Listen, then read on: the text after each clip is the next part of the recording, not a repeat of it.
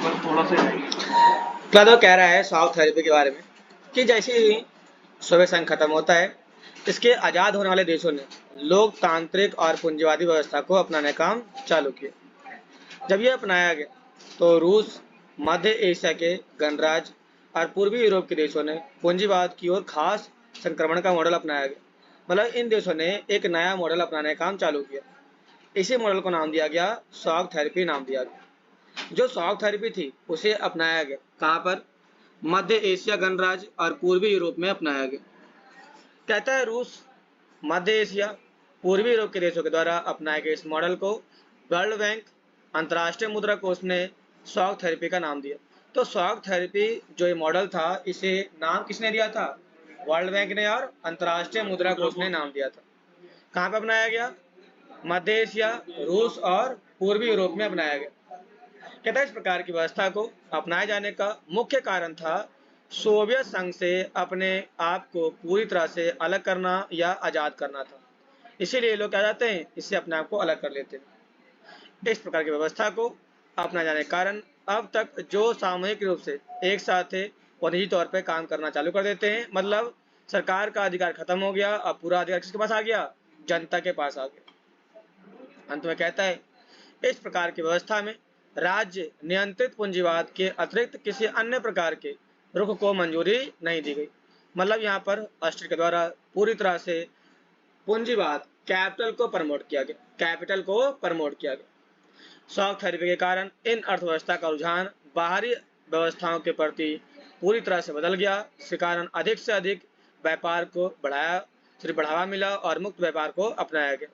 जब हमने shock therapy को अपनाया तो जितने भी देशों में शामिल थे उन सभी देशों ने आपस में ग्रुप बनाया और ग्रुप बना करके व्यापार को बढ़ावा दिया और इसके साथ साथ अपने आप को बढ़ावा देने का काम चालू किया। कोई डाउट यहाँ तक? कुछ पूछना है किसी क्लास? लोकतांत्रिक व्यवस्था मतलब कह रहा है यहाँ पर कि जब शॉक थेरेपी को अपनाया गया तो सभी लोगों का रुझान, मतलब उनकी ओर झुकाव हो गया, मतलब झुक चुके थे अर्थव्यवस्था को बढ़ावा देने के लिए। जैसे कि मैंने कहा अब मेरा रुझान केवल और केवल बोर्ड एग्जाम के लिए, तो मैं केवल काम करूंगा बोर्ड एग्जाम के लिए। तो यहाँ पे जो कंट्री थी उनका रुझान था केवल अपने डेवलपमेंट के लिए था, तो उन्हीं की ओर ये झुक चुके थे। कहता है पूंजीवादी व्यवस्था को अपनाने के लिए राज्य की व्यवस्था में कुछ महत्वपूर्ण प्रावधान किए गए, जैसे वित्तीय खुलापन, मुद्राओं का आपसी परिवर्तनीयता, मुक्त व्यापार नीति, इन सभी को अपनाने का काम चालू किया गया। और यही चीज़ें इनकी व्यवस्था को बढ़ा देती है और शॉक थेरेपी को एक स्टेप आगे ले जाने का काम करती है। विदाउट यहाँ तक अगला कहता है शॉक थेरेपी के मॉडल ने सोवियत संघ के देशों के बीच मौजूदा व्यापारिक संबंधों को खत्म कर दिया और प्रत्येक देश ने अपने आप को पश्चिमी देश के साथ जोड़ना चालू कर दिया। तो कहीं ना कहीं जितने देश इससे अलग हुए थे वो सभी के सभी देश अपने कंट्री को अलग तरीके से रिप्रेजेंट करने का काम करते हैं। पश्चिमी देश के नेताओं ने विभिन्न संस्थानों को संगठित करने के माध्यम से इस खेमे के देशों का विकास, मार्गदर्शन और नियंत्रण करने का काम किया करते थे। तो इसका परिणाम क्या है? पहला परिणाम राज्य की अर्थव्यवस्था और वहां जनता की आकांक्षाओं पर इसका प्रभाव पड़ा। दूसरा, अर्थव्यवस्था खत्म हो गई और जनता को बर्बादी की मार झेलनी पड़ी।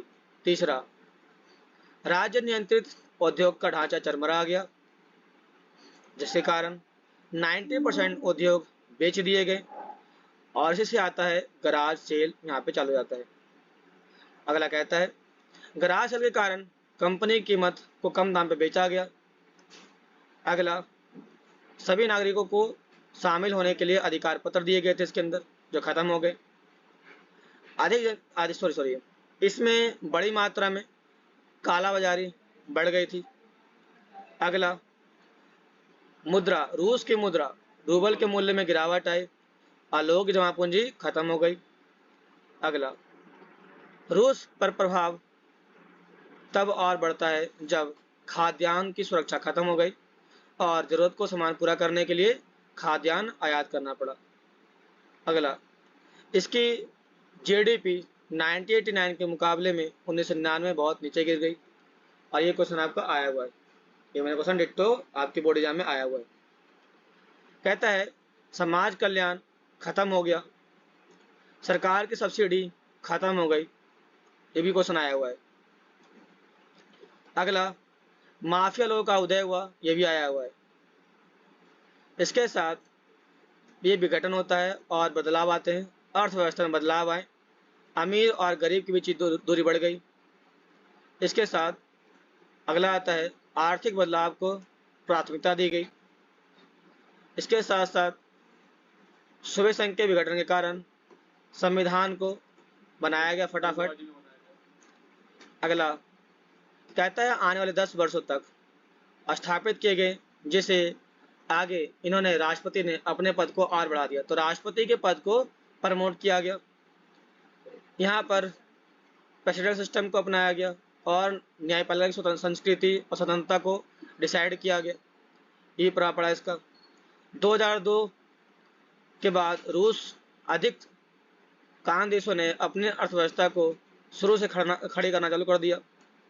इसके साथ मध्य एशिया के कई सारे देश प्राकृतिक संसाधनों के संपन्न थे और यहाँ तेल और गैस के निर्यात के कारण, यातायात कर के कारण इन्हें आर्थिक सहायता भी प्राप्त हुई। ये सारे बदलाव यहाँ पर देखने को मिल जाते। कितने पॉइंट हो गए? 10 पॉइंट से ज़्यादा हो चुके तुम्हारे। पढ़ते पढ़ते तुम मर जाओगे।